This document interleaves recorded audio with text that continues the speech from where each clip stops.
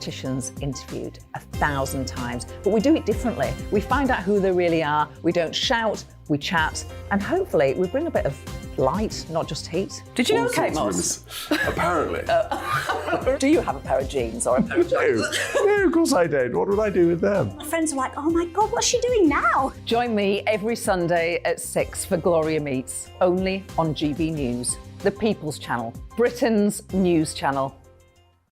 I'm Jacob Rees-Mogg, the Member of Parliament for North East Somerset and a former government minister. For years, I've walked the corridors of power in both Westminster and the City of London. We need to have the arguments, the discussions on how we make it better. Crop failures, famine, war, suffering on a scale completely unimaginable. We are putting the cart before the horse. As Charles I said at the scaffold, he was the true defender of liberty. Yeah, I've completely derailed the conversation. Join me Monday to Thursday at 8 p.m. on GB News, Britain's news channel. I'm Mark White. As GB News Home and Security Editor, I cover those key issues that are so important to you. Our authorities, our communities doing all they can to combat violent crime. With the public services under unbearable strain, why are we still failing to control our borders? Defence, the first priority of any government, has been continually hollowed out. Can we trust our politicians to protect the armed forces? Join me, Mark White, on GB News.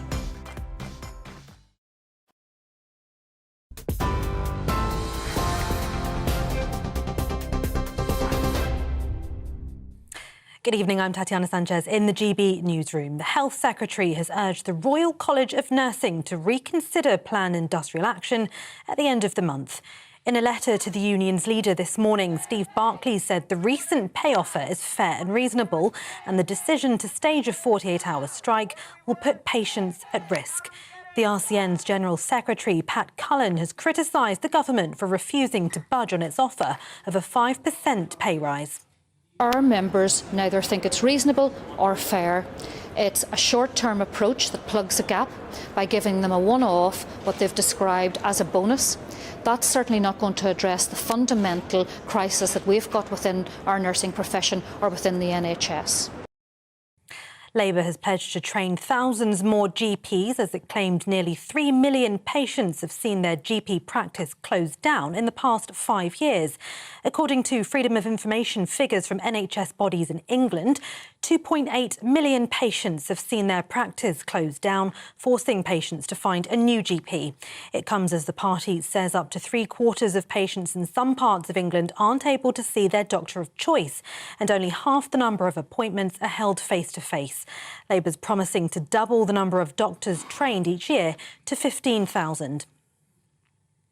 Plans to build new smart motorways are being cancelled over safety concerns, cost and low public confidence. The government has confirmed 14 planned projects have been scrapped and existing stretches will be made safer. Campaigners are demanding the return of hard shoulders to existing smart motorways. The British Horse Racing Authority has condemned protesters who delayed the Grand National. More than 60 people remain in custody after a total of 118 were arrested for disrupting the event yesterday, slightly delaying the start of the race. Activists from Animal Rising are calling for jump racing to be banned after 3 horses died at Aintree, and they've warned further protests will take place this summer. The BHA says it'll be a painstaking analysis to determine what caused the deaths. In the US, 4 people have been killed and at least 20 injured in a shooting at a teenager's birthday party in Alabama. The incident took place last night in a dance studio. The area has since been cordoned off, and it's not yet known what led to the shooting. In a statement earlier on Twitter, the governor of Alabama said violent crime has no place in our state, and we're staying closely updated by law enforcement as details emerge. The shooting occurred within weeks of 2 high-profile mass shootings in the nearby states of Tennessee and Kentucky. And more than 6,000 members of the armed forces will be taking part in the King's coronation next month. Thousands of veterans and NHS workers have also been invited to watch the historic event from a special grandstand in front of Buckingham Palace. The Culture Secretary says it's a mark of the nation's profound gratitude. TV, online, DAB+ radio and on TuneIn. This is GB News. Now it's over to headliners.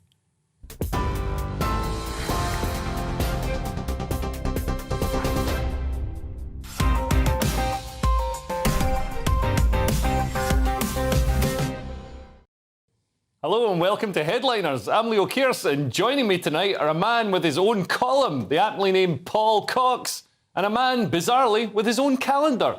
It's Lewis Schaefer. How are you both doing? Great, thanks, Leo. I love your jacket, by the way, mate. That is lovely. Thanks very much. Well, if you get yourself down to TK Maxx, you can get one too. Lewis. My calendar, look for me on Patreon. It was designed by a woman called Lucy Harmon.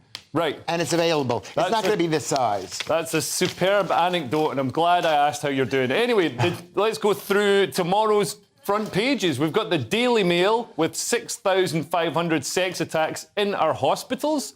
The Times leads with adults should be able to do maths, PM insists. The Guardian has revealed 250,000 children denied NHS help for mental health issues. The Daily Express has nurses warn strikes could last all year. The Mirror has vapes sold illegally to kids. And finally, the Daily Star has record baker, 20-degree hottest April. And those...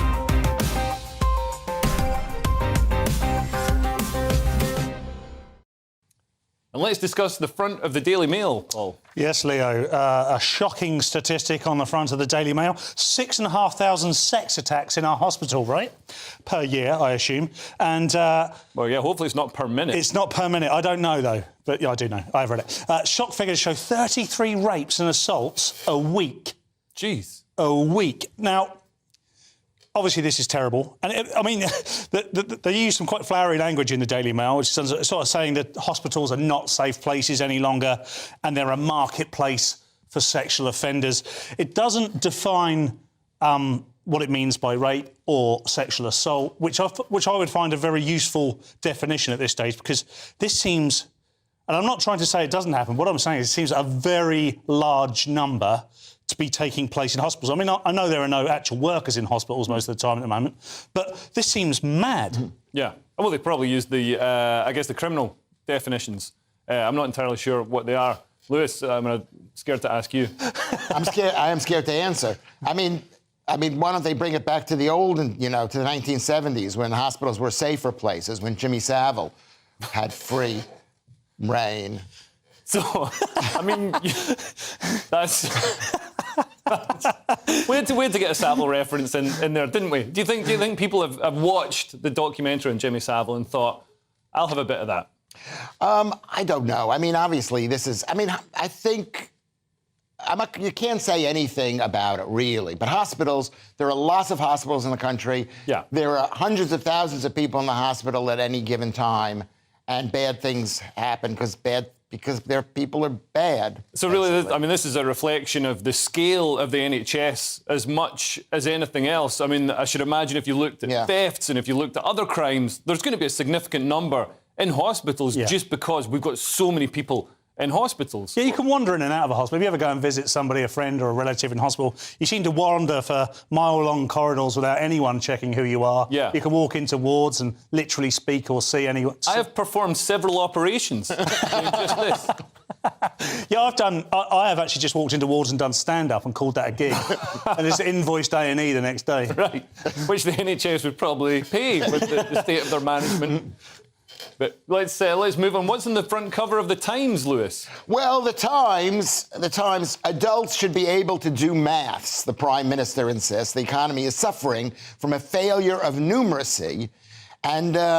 And the problem is, I think, so basically, this is a very British problem, that the Prime Minister, who's got so many other things on his plate, is worried about 2 + 2. In America, the greatest country in the world, well, maybe not the greatest, but Britain's the greatest, because Britain created America. Yeah. So it's America. Britain happens to be the greatest country in the world. I got to put a plug in because I'm on British TV.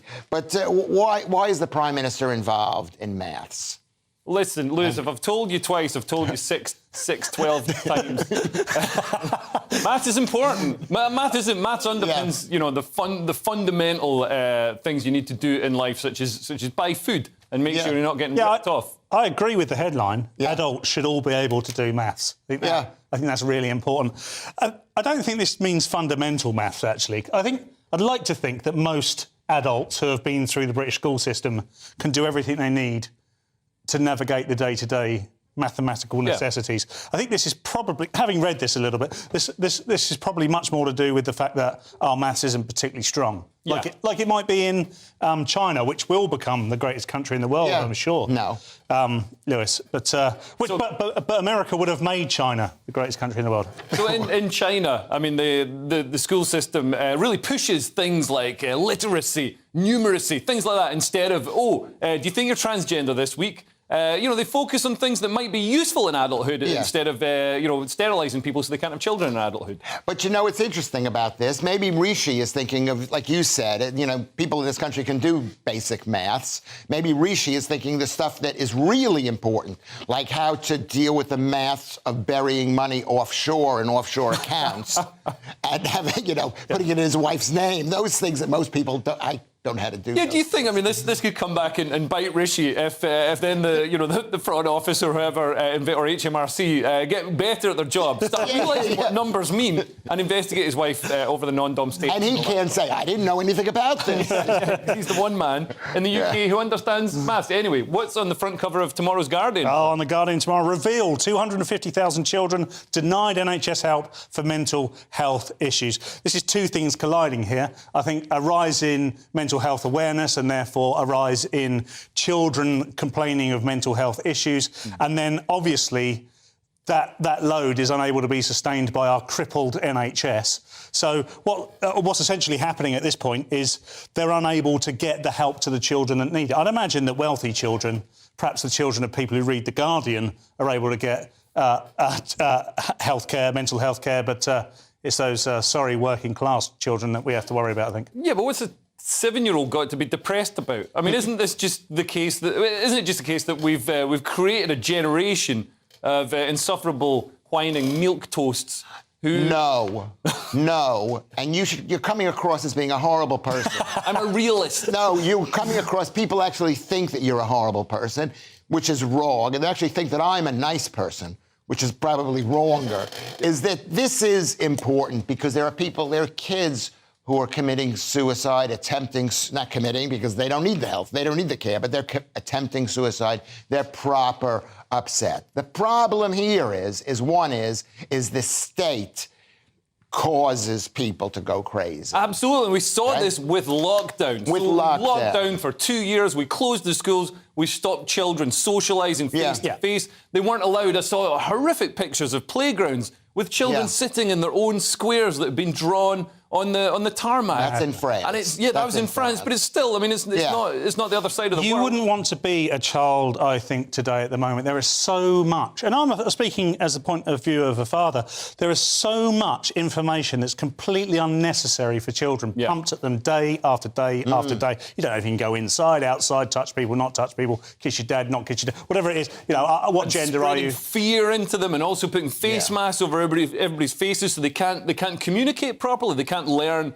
to identify the lips and the verbal cues and facial cues. So what do you suggest, Leah? I suggest no more lockdowns and let children be children and let them run about in the fresh air instead of sticking them in front of screens. The good old days. Okay. Yeah, the good old days. Anyway, what have the Mirror got in the front, Lewis? They did a whole investigation where they got a 13-year-old girl to go door to door to buy vapes. Is she depressed? She's got loads of vapes. She's got loads of vapes. They probably paid her money. It's a good job. What 13-year-old can make money in a proper way? She made it. And it says vapes sold illegally to kids. Of course they're sold illegally to kids because, number one, is we were told how good they were for years. Yeah. Okay? Number two, they are really fun, okay? But they're super, super dangerous. No one knows that they're dangerous. And they're addictive. And also, at least cigarettes tasted absolutely disgusting. The trouble with vapes is they taste delicious. They smell, when you walk through it, I know a lot of people don't like this out there, I know you don't. However, sometimes I walk through a cloud of pineapple and mango vape and it's heaven. It's lovely. I'm like, well, I could take this up. Yeah, I might find a 13-year-old to go and buy me one. Yeah, sometimes I wonder if I'm walking past a posh bakery, I'm like, ooh, butterscotch. But no, it's just somebody in a tracksuit chugging on a robot cigarette. And what about someone like me, who was type 2 diabetic? and you go through that, and you just put yourself in. It raises your blood sugar level. But with Britain's numeracy skills, you could be type 1. We're not. Anyway, that's the papers out of the way. Coming up, we've got why ministers ignored pandemic fraud, Hamza Yusuf has some big decisions to make, and why adulterers might want to bury their secret phones next week. See you in a couple of minutes.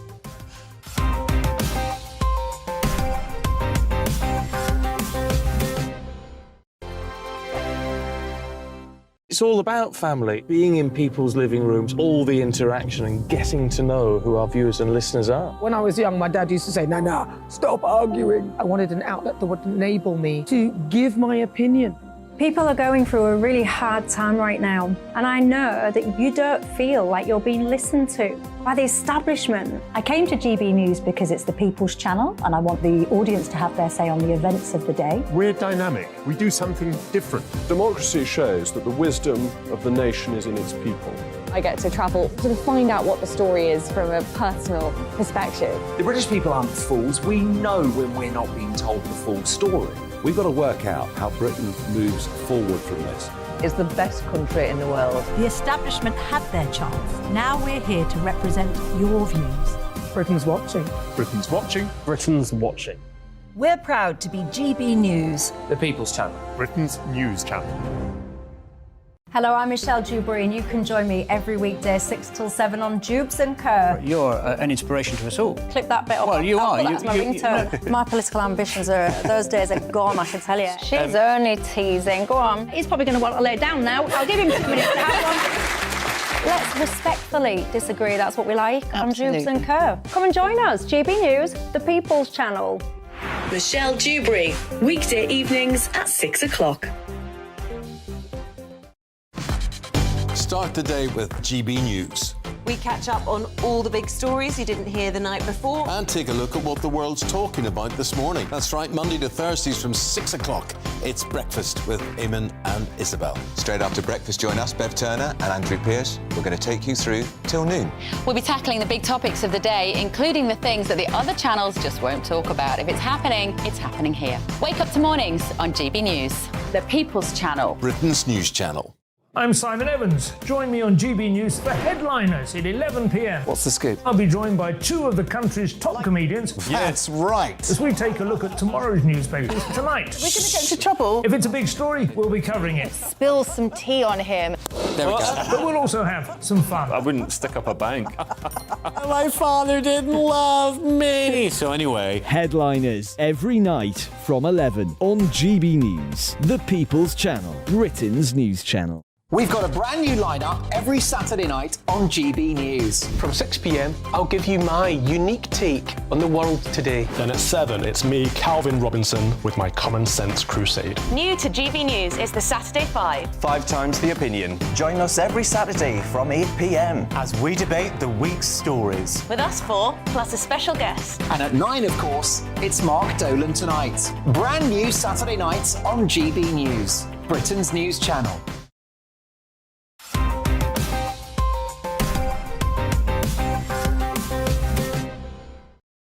Welcome back to Headliners, going through tomorrow's top news stories with me, Leo Kearse, our Paul Cox and Lewis Schaefer.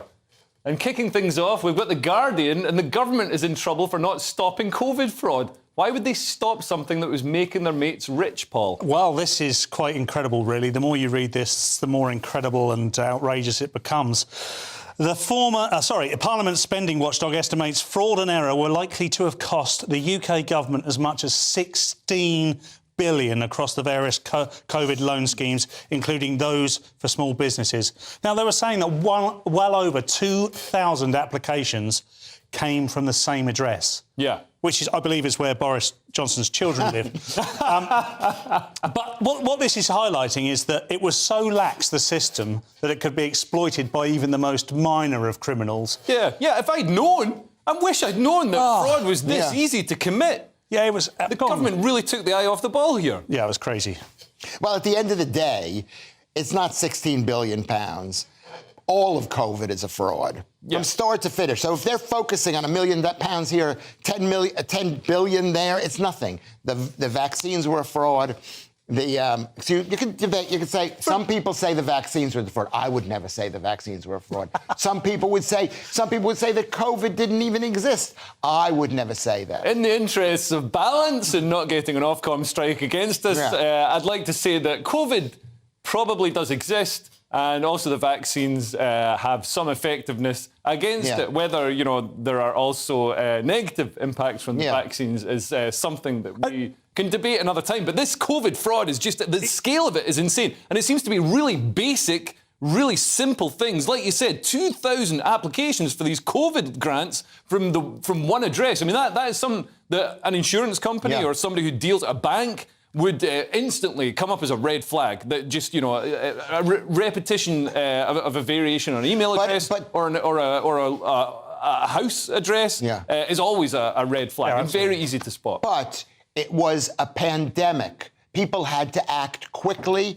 to shut this thing down. People were in need. They needed help. And if we delayed just a second, yes, some people did fall through the cracks.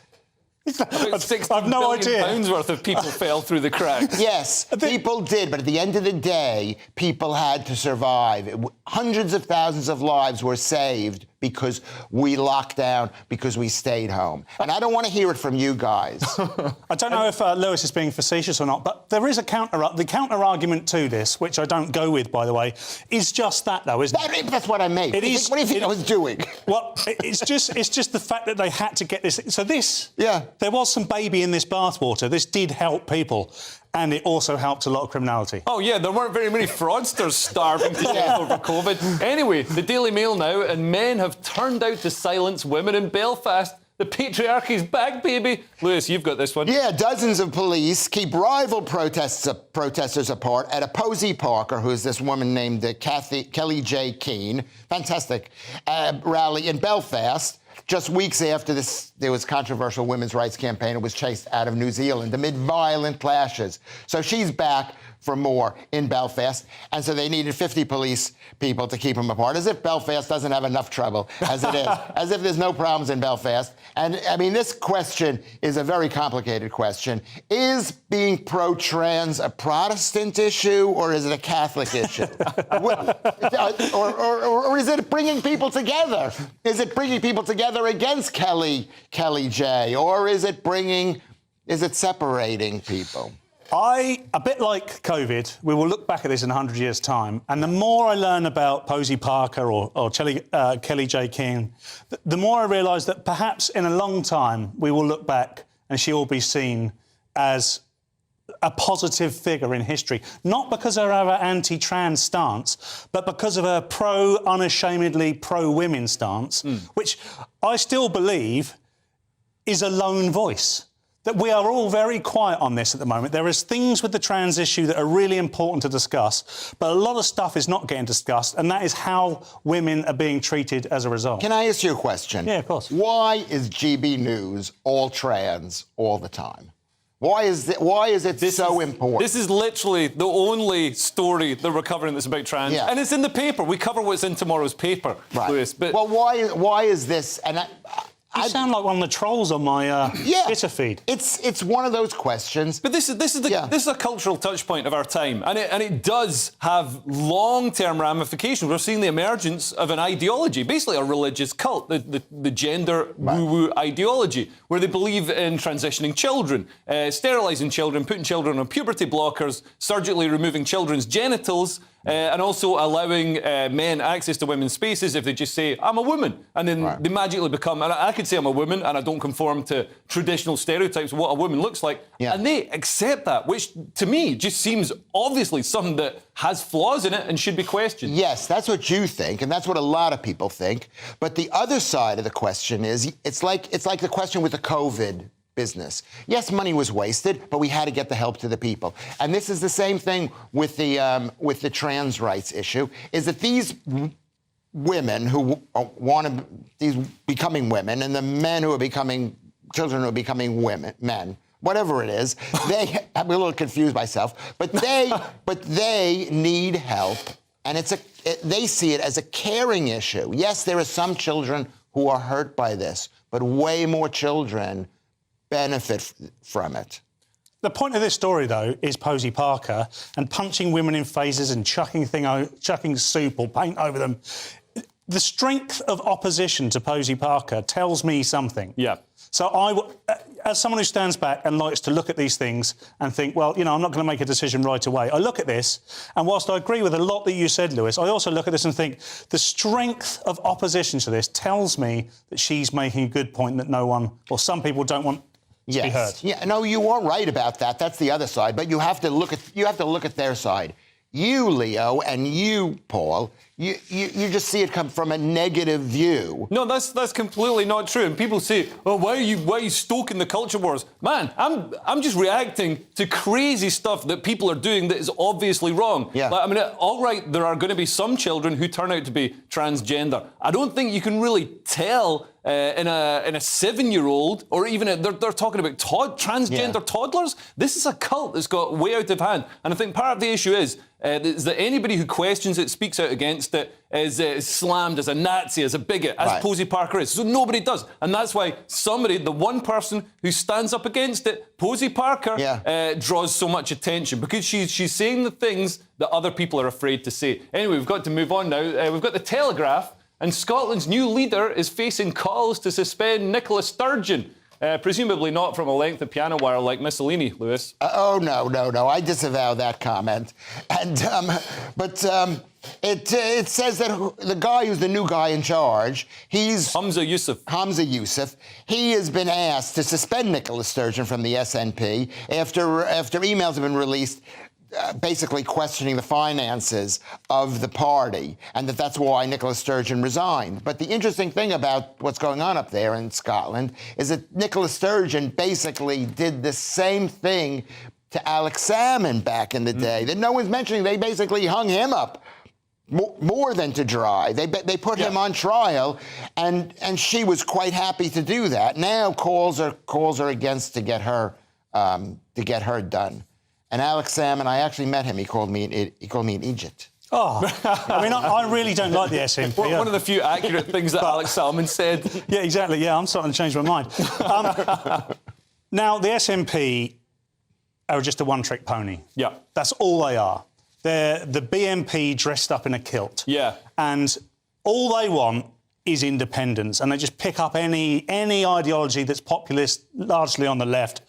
And Hamza Yusuf cannot sack Nicola Sturgeon because she's the one pulling his strings. The thing that's more unbelievable than Sturgeon not knowing about the corruption within SNP is that Hamza Yusuf didn't know until he became the leader. He must have known this stuff. They were all in it together. He was her lapdog for yonks. Yeah. He just used to sit there purring at her throughout Parliament.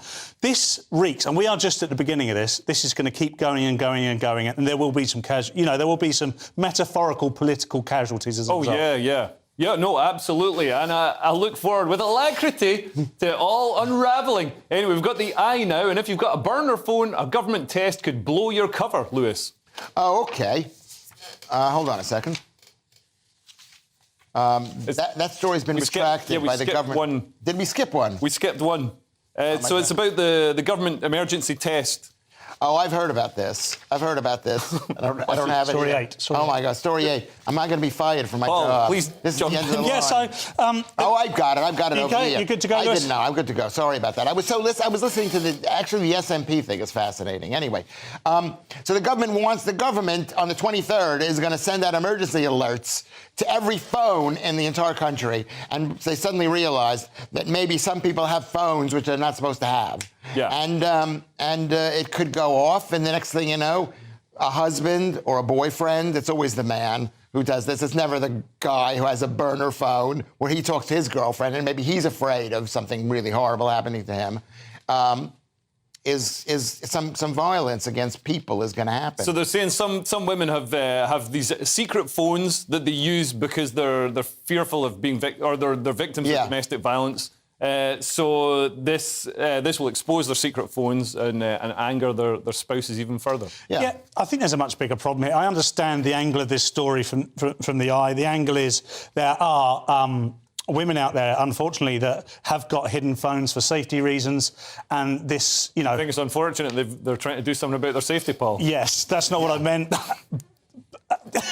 I'm no way out of that without telling a joke that'll get me off the telly. But I think the point of this is, this whole thing is dystopian. Yeah. This whole thing is dystopian. It covers up the fact that on the 23rd of April, every screen you look at is going to have an alert on it telling you the world's about to end as a test. As if children aren't scared enough already from all the lockdown. We're gonna have some sort of nightmarish science fiction fake alert. Well, the thing is that every American has lived through this. We used to have these alerts, or my age. Duck and cover. Yeah, we used to have these alerts where they used to say, "This is a broadcast of the emergency broadcasting system. If you are there, you will be told of where to contact, and you will be told what to do. This is just a test. This is only a test," and it just scared the hell out of children. Yeah. So this country is about 40 years behind. America. It's a lovely place. The Metro now, and BBC News is reeling from the success of GB News and having to cut staff, Paul. Oh, wow. Congratulations, GB News. BBC stars, including Hugh Edwards and Clive Myrie, have been issued redundancy letters. The broadcaster is looking to cut expenditure as a result. They have asked some TV and radio presenters to consider voluntary redundancy. Now, I've no doubt these two people have received these letters, but they won't be looking to get rid of these two people. I mean, Hugh Edwards... Why did they send them letters saying consider voluntary redundancy? Well, because you can imagine how expensive... Inefficiency at the BBC. They've got to, haven't they? It's HR. So they've got to be treating everyone equally.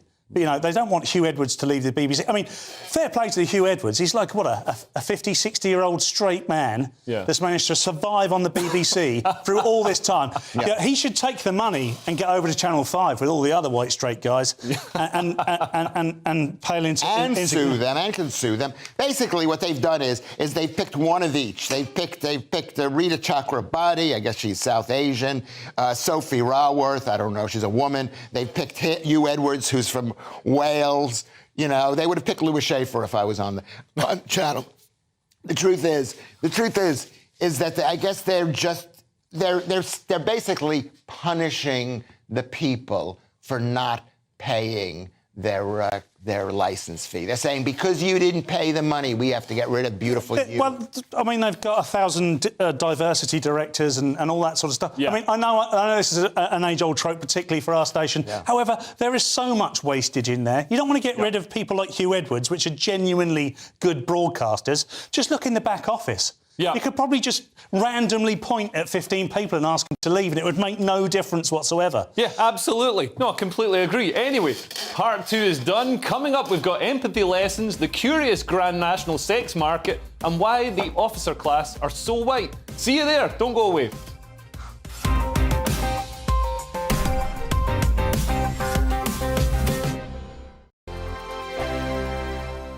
I joined GB News because I was sick and tired of not hearing my views being represented, not just mine, but so many people that I knew and spoke to. I just couldn't get my voice out there. I couldn't say anything. I couldn't do anything. Whatever the narrative was, I kind of had to follow it. GB News is there to provide a voice for those who have been ignored by the establishment media. We think different things. We've got a different style. GB News is here to be optimistic and positive about the future. It's real kind of dynamic and flowing, with the audience very much at the heart of it, like a big family. Here at GB News, we talk about the things that matter to you. Hearing the voices from right across our towns and cities, especially our towns. All sides of the argument represented with a heavy dose of opinion. We're on a mission here to make a difference. And the GB News family really is here for you, and whatever time of day you can watch or listen. Britain's watching. Britain's watching. We're proud to be GB News. The People's Channel. Britain's news channel. Westminster is going around in ever-decreasing circles, followed by the media. Britain is broken. How on earth did we get into this mess? But more importantly, how do we get out of it? Join me at 7 p.m, Mondays to Thursdays on Farage, here on GB News. We will have open, rational debate. We've got to work out how Britain moves forward from this. Join us here on GB News, the People's Channel. Britain is watching. You've probably seen politicians interviewed 1,000 times, but we do it differently. We find out who they really are, we don't shout, we chat, and hopefully we bring a bit of light, not just heat. Did you know, All Kate sorts of Moss? Apparently. Do you have a pair of jeans or a pair of jeans? No, of course I don't. What would I do with them? My friends are like, oh my God, what's she doing now? Join me every Sunday at 6 for Gloria Meets, only on GB News, the People's Channel, Britain's news channel. I'm Jacob Rees-Mogg, the Member of Parliament for North East Somerset and a former government minister. For years, I've walked the corridors of power in both Westminster and the City of London. We need to have the arguments, the discussions on how we make it better. Crop failures, famine, war, suffering on a scale completely unimaginable. We are putting the cart before the horse. As Charles I said at the scaffold, he was the true defender of liberty. Yeah, I've completely derailed the conversation. Join me Monday to Thursday at 8 p.m. on GB News, Britain's news channel. I'm Mark White. As GB News Home and Security Editor, I cover those key issues that are so important to you. Our authorities, our communities doing all they can to combat violent crime. With the public services under unbearable strain, why are we still failing to control our borders? Defence, the first priority of any government, has been continually hollowed out. Can we trust our politicians to protect the armed forces? Join me, Mark White, on GB News.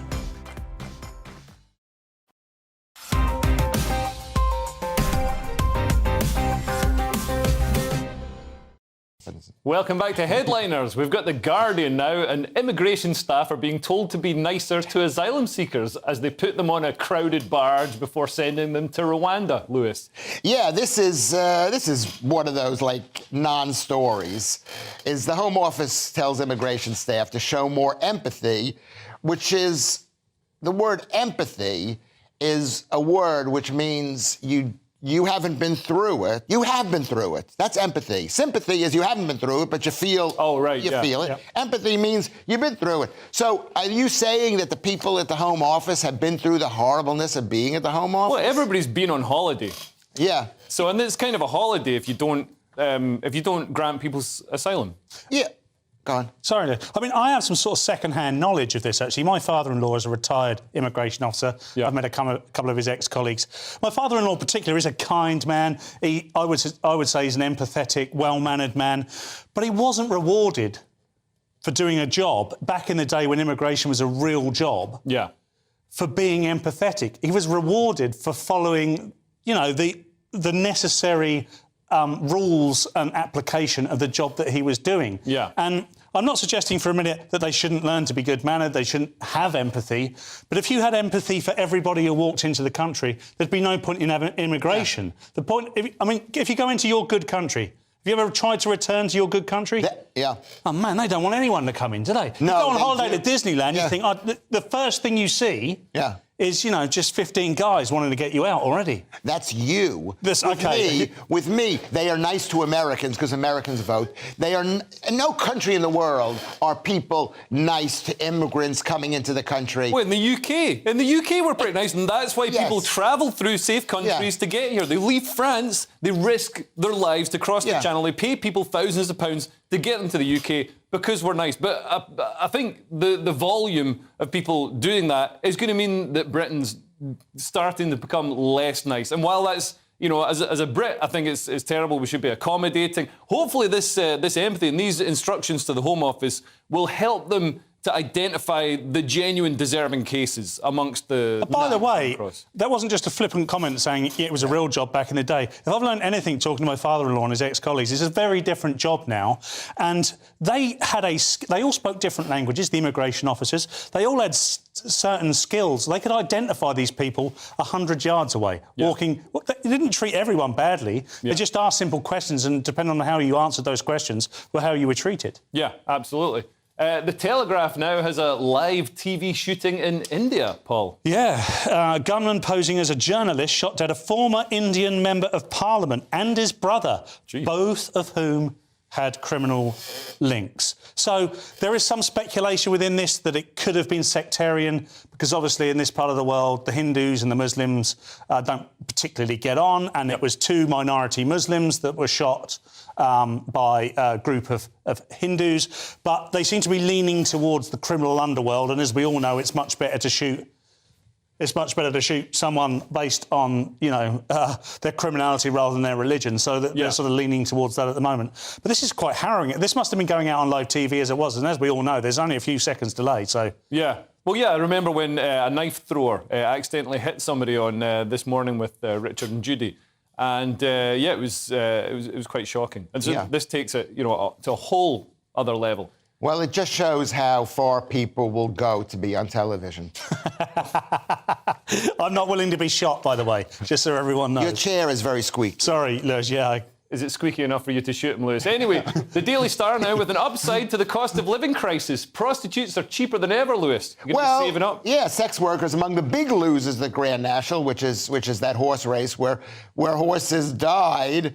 And so that should be the main story. But no, this is a story saying hookers are not getting the top dollar they used to get. I mean, they could have rewritten the story by saying, great times to be a John at the Grand National. Prices are going through the floor over it. Well, is that your take on it? Because, in fact, it's some escorts. So apparently it's a day when escorts charge, £600 or whatever, and they walk around, you're on their arm, and, whatever happens after also happens. But they've had to slash rates by more than 500%, which, thanks to my numeracy skills under Rishi Sunak, means that the prostitutes are paying the punters. Yes, because you know something, can I interrupt you a second, Paul? Yeah, of course you can. Because I was going to say that. I was going to say it's impossible to cut something 500%. You have 100%, you can cut it 50%, 90%, you can't cut it 500%. Well, the only people who can cut a price by 500% are prostitutes in an article in the Daily Star and also DFS sofas. No, it's impossible to cut something 500%.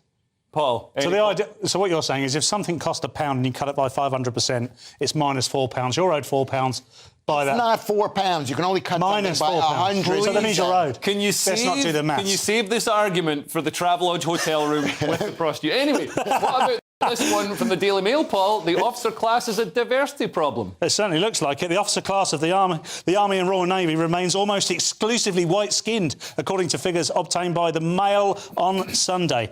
Now, talking of maths and statistics, the primary reason for that is that 82% of this country is white, and 90% of the officer intake is white. So that's not bad. So there's only an 8% difference there. The whole country is 82% white, and 90% of the officers are white. So straight away, that kind of dilutes this argument slightly. And by the way, the officer class go to Sandhurst. This isn't just available to white people. This is available to the certain type of white people. There is no Wallies in Sandhurst like me. There might be... No, there won't be a Schaefer in there. There could be a Curse in there. There might be a Curse or two in there, but there won't be a Cox.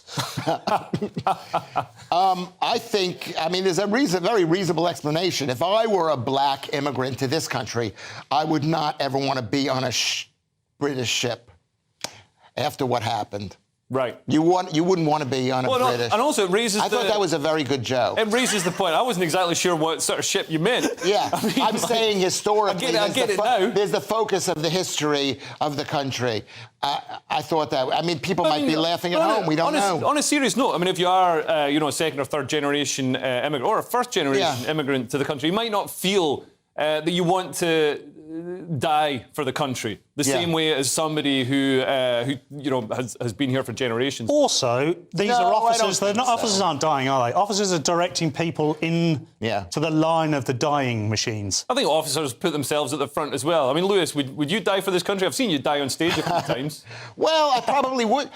I would try to make the other guy die for his country if they were fighting against us. That is generally what soldiers do. But I have 2 kids, and that's what happens when you have 2 kids. They don't need you anymore, Lewis. No, so you've got to die for them. You've got to die now, mate. I'm afraid so. You become delusional. Can I turn my thing on here to get people to come to my... Moving on. We've got the Daily Mail now, and publishers have rewritten books to remove unacceptable sections. I take it none of them were the Quran, Lewis. Well, this is interesting because every single week we have another one of these stories where they're rewriting something, and they're rewriting a book. This happens to be the P.G. Wodehouse stories, Jeeves and Wooster, and they're putting trigger warnings on it to say that the characters are outdated. And can you stop squeaking with your chair, Paul? Does this look unprofessional that I've got this on like this? Oh, nothing about you looks unprofessional, Lewis. Please continue telling us the story. I'm just saying.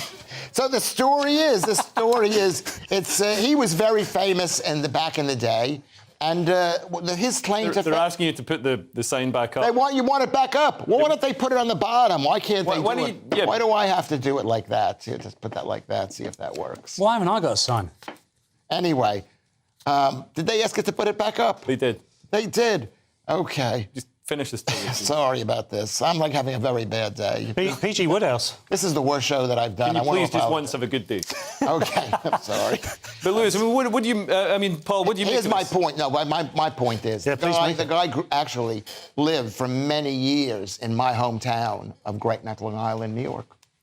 My point is, he lived nowhere near me, but this is becoming more and more ridiculous, if not pathetic. I mean, we're seeing this now. It's one of the worst headliners I've been on. I've been the story. I'm going to stick with that, but I know what you mean. But what I'd like to say about it is, I don't need to say anything, actually. Look at Andrew Doyle, our Lord and Saviour, Andrew Doyle. Look at his Twitter feed. He wrote something earlier on saying these people couldn't lace the boots of P.G. Woodhouse, so please just leave it alone. If you don't like it, don't read it. If you own the publishing rights, leave it alone. Yeah, and we see this so many times, like when they tried to rewrite Roald Dahl, and it was so clunky. He's laughably so far away from the effervescent prose of Roald Dahl, and this will be the exact same. Are you old enough to remember when they wanted to put warning labels on record albums in America? Tipper Gore, which is Al Gore, that horrible man with the climate change thing, and people got like all upset about it, and then certain they didn't rewrite the rap lyrics. No, they didn't. But people got really upset. And musicians started to put the label on automatically if it hadn't been put on by the government. Well, yeah, you'd only buy it if it had that label on it, because then you knew it's the good stuff. And that's why there should be huge warning labels put on everything, even if it hasn't been asked to put. It's like during the Nazi time when they were burning books, and authors said, "Why isn't my book being burned? I want my book to be burned." Well, now instead of burning the books, they're chipping away at them piece by piece. Anyway, we've got to take a contractually mandated break now, but after that, we've got the shocking news that the king is rich, why squirrels should fear Nutella, and how to look loudly. Bye. Oh, look at that.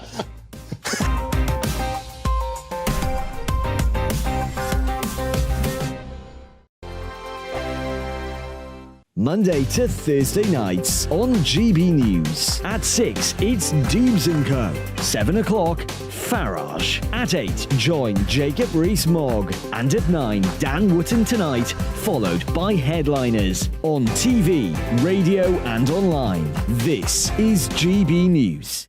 First and foremost, I am a GB News fan, and I was before I was working here. Just love the fact that we're asking the questions that a lot of establishment media won't ask. With a bit of a twist, we not only want to inform you, but we want to keep you entertained. It's worth the drive because you get in and the team's all ready and waiting, they're itching to go, and it's a proper little family. GB News is the people's channel. It's the audience that makes the programme sing. We're giving our viewers and our listeners a voice. I see the thousands of your letters, tweets, emails, you name it, coming in. Britain is broken.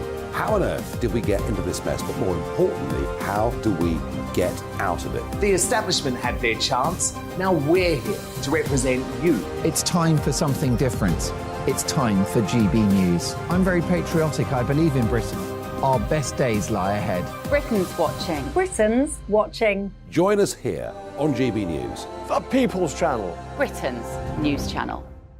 Join me, Patrick Christie's, Monday to Friday, 3 till 6. We tackle the day's news agenda like you've never seen before. It's high tempo, high octane, the most controversial topics, and the best guests. You will not be able to take your eyes and ears off it. I'm not afraid to ask the questions that you really want answered. 3 till 6 p.m, Monday to Friday on GB News, the People's Channel, Britain's news channel. GB News has its own late-night paper preview show, Headliners, where comedians take you through the next day's top news stories. You don't have to bother reading the newspaper, we've got it covered for you. Headliners, every night at 11 p.m, and repeated every morning at 5 a.m. We won't send you to sleep like some of the other paper review shows out there. GB News, the People's Channel, Britain's news channel. Join me, Camilla Tominey, on Sunday mornings from 9:30, taking the politicians to task and breaking out of SW1 to see how their decisions are affecting you across the UK. Bursting the Westminster bubble every Sunday morning, only on GB News, the People's Channel. Britain's watching. Hello, I'm Calvin Robinson. Do not miss my Common Sense Crusade Saturdays at 7 p.m. Join me for some in-depth discussions on faith. Is that not the start of the slippery slope? It's very much so. And the big moral questions of the day. I'm baffled. You've got some nerve. Only on GB News, the People's Channel, Britain's news channel. I'm Andrew Doyle. Join me at 7 o'clock every Sunday night for Free Speech Nation, the show where I tackle the week's biggest stories in politics and current affairs with the help of my 2 comedian panellists and a variety of special guests. Free Speech Nation, Sunday nights from 7 on GB News, the People's Channel, Britain's news channel.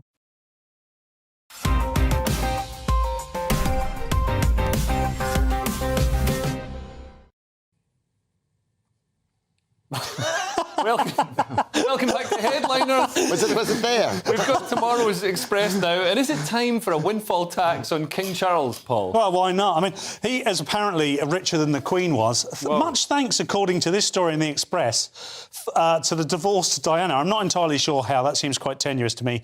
But the Sunday Times Rich List has put King Charles III's wealth at nearly double the late Queen Elizabeth at 600 million. And apparently her wealth was 370 million. Now, I don't know if I've just got used to big numbers. Yeah.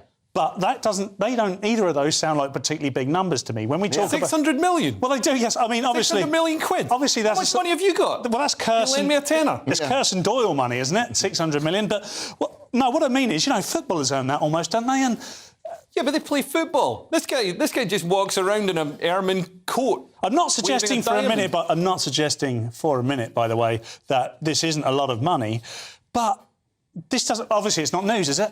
The King's rich. He's got his face on the money. Well, I'd expect him to be rich. Yeah, he does have his face on the money, which is a good point. But I mean, surely in these cash-strapped times, I mean, why is he profiting so much off his name? And if he is, isn't it time to privatise the royal family? Do you know what? The fact is they've been around for 1,000 years, and this is all the money that they've got. I mean, really, I'm with Paul. It doesn't seem like that much. It's not American money. It's not like Saudi money. It's just like your bog standard. It's probably less money than the guy who owns JD Sports or the other guy. I should hope so too. Yeah. Their sportswear is fantastic. Anyway, moving on, we've got the Mail now, and King Charles wanted to sterilise incomers to preserve the native population. But it's not racist because they're squirrels, Lewis. Well, I've heard this before. The King Charles wanted to control grey squirrel population, which was brought into the country in the 1880s or something, from America by lacing Nutella, which is a nut-based confectionery with a contraceptive to stop them from having children so that the red squirrels could multiply. But they changed their mind because they realized that Nutella on its own was super dangerous because it caused type 2 diabetes. Well, yeah, and also, I'd eat the Nutella. If I was walking through the woods and I found some Nutella, I'd eat it. If I was a red squirrel, I'd probably eat it. I mean, there seems to be a lot of flaws. Badgers would eat it. There's a lot of flaws in this plan. But we do sort of have this problem of native red squirrels being smaller than the grey squirrel, which is an invasive species and is coming out and sort of outbreeding and sort of bullying the red squirrel out of existence. Very American. Yeah, it is. Very American, I would say, that grey squirrel. I'd love to see more red squirrels. I'm not far from red squirrels. By the way, at Paul Cox Comedy. I'm not that far from red squirrels because I live near Portsmouth, and Portsmouth is near the Isle of Wight, where some still exist. If they put contraceptive in Nutella, that would solve a lot of problems, actually, across the demographics. Like you say, not just in the woods. To be honest, like you said, if I walked through the woods and there was Nutella on the trees, I'd be in the woods a long time. Yeah. We've got the Star now, and reports of a quick way of finding children. Should probably only be used for your own children, though, Paul. Mum finds missing child in minutes after using the looking loudly search method. Now, I didn't know what this was until I read this story.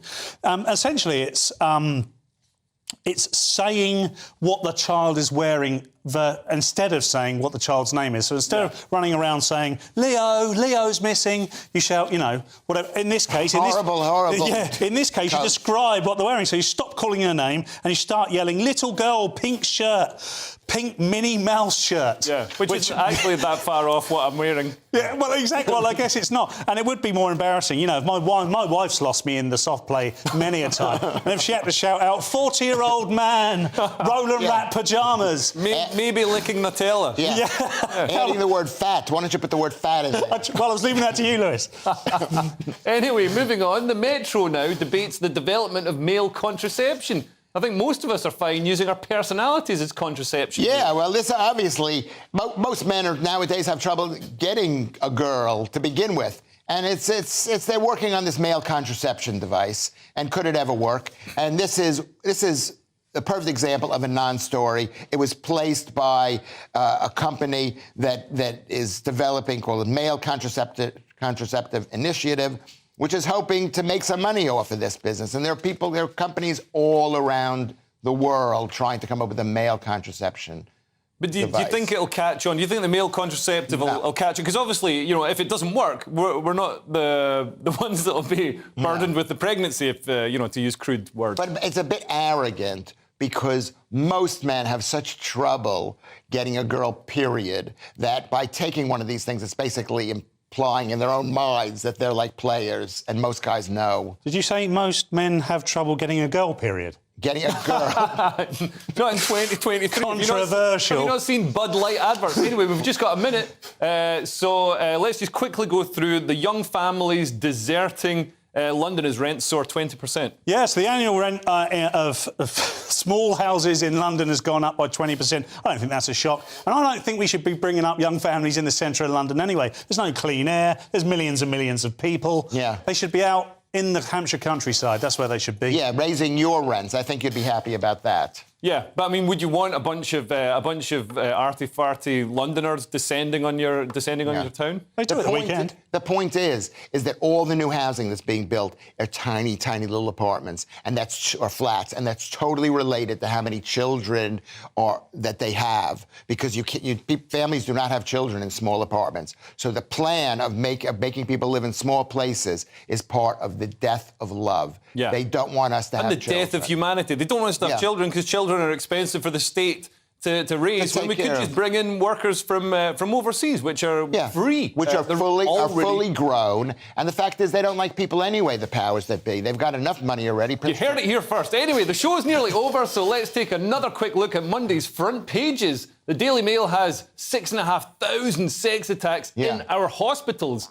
The Times says adults should be able to do maths, PM insists. The Guardian has revealed 250,000 children denied NHS help for mental health issues. The Daily Express has nurses warn strikes could last all year. The Mirror has vapes sold illegally to kids. And finally, the Daily Star has record baker, 20-degree hottest April. That's all we have time to. Thank you to my guest. And remember that if you're watching the 5 a.m. repeat, stay tuned for the breakfast show just after the break. And we're here every night at 11 p.m. See you soon. Bye.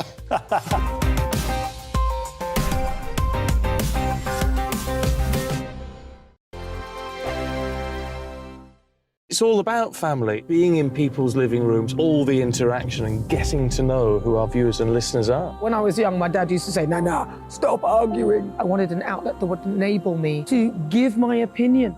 People are going through a really hard time right now, and I know that you don't feel like you're being listened to by the establishment. I came to GB News because it's the People's Channel, and I want the audience to have their say on the events of the day. We're dynamic. We do something different. Democracy shows that the wisdom of the nation is in its people. I get to travel to find out what the story is from a personal perspective. The British people aren't fools. We know when we're not being told the full story. We've got to work out how Britain moves forward from this. It's the best country in the world. The establishment had their chance. Now we're here to represent your views. Britain's watching. Britain's watching. Britain's watching. We're proud to be GB News. The People's Channel. Britain's news channel. Hello, I'm Michelle Dewberry, and you can join me every weekday 6 till 7 on Jubes & Co. You're an inspiration to us all. Clip that bit up. Well, you are. That's my ringtone. My political ambitions those days are gone, I can tell you. She's only teasing. Go on. He's probably going to want to lay down now. I'll give him 2 minutes to have one. Let's respectfully disagree. That's what we like on Jubes & Co. Come and join us. GB News, the People's Channel. Michelle Dewberry, weekday evenings at 6 o'clock. Start the day with GB News. We catch up on all the big stories you didn't hear the night before. And take a look at what the world's talking about this morning. That's right, Monday to Thursdays from 6 o'clock. It's Breakfast with Eamon and Isabel. Straight after breakfast, join us, Bev Turner and Andrew Pearce. We're going to take you through till noon. We'll be tackling the big topics of the day, including the things that the other channels just won't talk about. If it's happening here. Wake up to mornings on GB News, the People's Channel. Britain's news channel. I'm Simon Evans. Join me on GB News for Headliners at 11 p.m. What's the scoop? I'll be joined by two of the country's top comedians. That's right. As we take a look at tomorrow's newspapers tonight. We're going to get into trouble. If it's a big story, we'll be covering it. Spill some tea on him. There we go. But we'll also have some fun. I wouldn't stick up a bank. My father didn't love me. So anyway. Headliners every night from 11 on GB News, the People's Channel, Britain's news channel. We've got a brand new lineup every Saturday night on GB News. From 6 p.m, I'll give you my unique take on the world today. Then at 7, it's me, Calvin Robinson, with my Common Sense Crusade. New to GB News is the Saturday 5. 5 times the opinion. Join us every Saturday from 8 p.m. as we debate the week's stories. With us 4, plus a special guest. And at 9, of course, it's Mark Dolan Tonight. Brand new Saturday nights on GB News, Britain's news channel.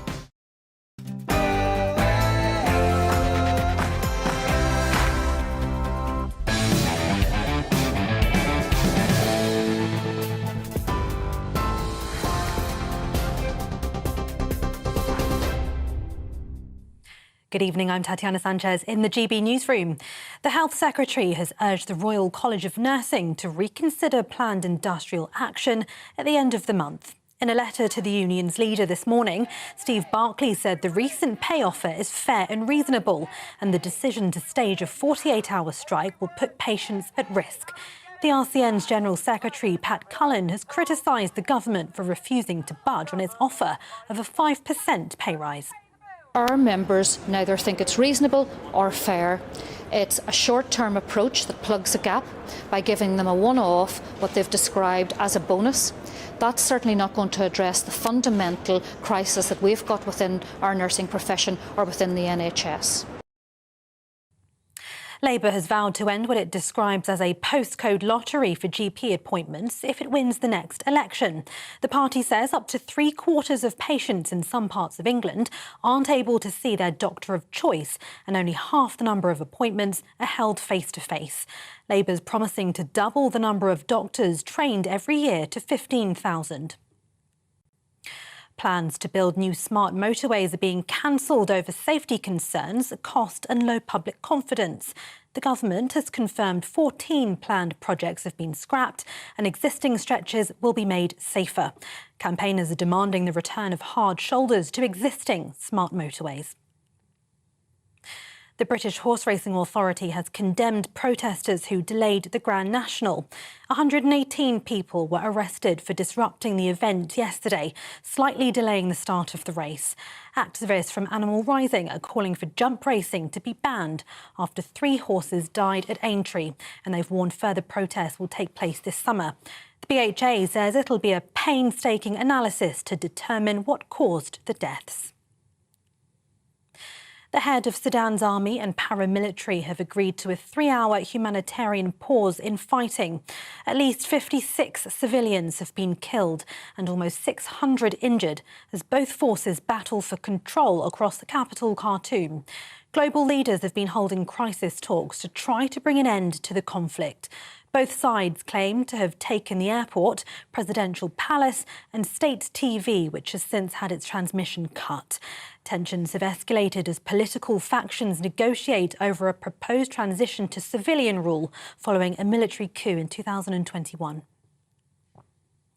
And more than 6,000 members of the armed forces will be taking part in the King's coronation next month. Thousands of veterans and NHS workers have also been invited to watch the historic event from a special grandstand in front of Buckingham Palace. The Culture Secretary says it's a mark of the nation's profound gratitude. TV, online, DAB Plus radio and on TuneIn. This is GB News. Now it's over to Free Speech Nation.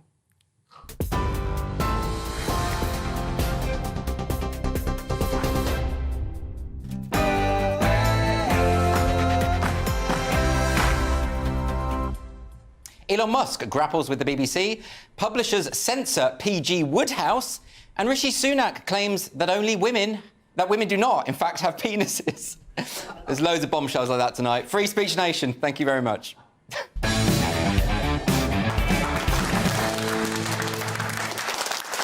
So welcome to Free Speech Nation with me, Andrew Doyle. So on tonight's show, I'm going to be chatting to none other than John Cleese about comedy and creativity. The Monty Python and Fawlty Towers legend will be with us in the studio very, very shortly. And also tonight, the dancer who was forced to resign from her own company is back with a new dancing troupe. This is Rosie Kay, who's going to join us to talk about her fight for freedom of expression. And we're going to be joined by technology journalist Andrew Orlowski to ask the question, is the modern workplace a hive of idleness? Ooh. And I've also got a wonderful studio guest tonight, the comedians Bruce Devlin and Diane Spencer. Hello. Welcome both. Diane, you've been making fudge. I saw you handing fudge out to everyone before the show. I have. I've gone with a Sicilian lemon meringue, biscuit base, white chocolate in the middle. I have got... I'll have to bring You're some so in now. posh. This is unbelievable. What? You're the one who went on holiday to Capri, Yes. and you're telling me that I'm posh. Actually, it's Capri. Anyway, so let's get that right. Bruce, how are you this week? As in sun. As in Capri Sun, which actually makes it sound a lot cheaper than it is. I know who you were away with, and they are cheap. I'm fine, thank you. How are you? I'm OK, you know. Just OK. Just OK. Well, we've got John Cleese coming up, which will be fantastic, and lots of brilliant guests tonight. But we also have a wonderful studio audience, and I'd love to get some questions from them. So we're going to start with a question from Lynn. Yes. Hello, Lynn. Hello. Is Elon Musk now at war with the BBC? Yeah, so this was a fascinating one this week. So the Twitter owner, of course, Elon Musk, has accused a BBC reporter of lying during an interview.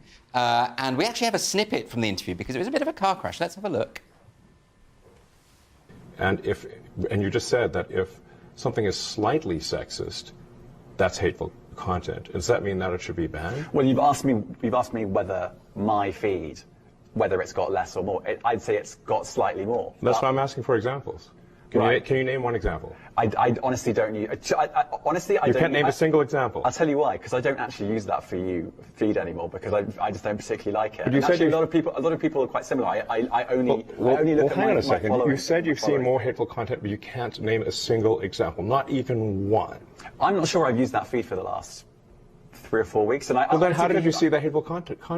Because I've been using Twitter since you've taken it over for the last 6 months. Okay, so then you must have at some point seen for you hateful content. I'm asking for one example. Right. And you can't give a single one. And I'm saying... Then I say, sir, that you don't know what you're talking about. I'm cringing quite a lot while I watch that. So the interviewer, James Clayton, there is effectively said to Elon Musk, you know, there's been an increase of hate speech on your platform. I've seen loads of it on my feed. Elon Musk, not unreasonably, says, can you give me an example of what you've seen? And James Clayton has to say, well, I haven't actually seen anything. I haven't been looking at it. I am absolutely... I'm amazed that he went in with this with no receipts to show. No. And he's there holding his phone as he's talking to Elon Musk. If it's true, he could literally pick up his phone, switch on his Twitter and go, look. Right. But he doesn't. Well, it feels a bit like he's just following a narrative. There is this narrative, this idea that suddenly Twitter is awash with hate speech. I mean, you're quite hateful on Twitter, to be fair, aren't you, Bruce? I haven't tweeted in ages, thank you very much. I was a victim for once last night, not the perpetrator. Someone said the Scottish guy on Headliners, is that a wig? I thought, how rude. How rude. That is definitely hate. That's horrible, yes, isn't it? Absolutely. Yeah, and someone went, I love him and his wig. So that kind of balances out. out. Yeah. Okay. What do you think about it? When you're interviewing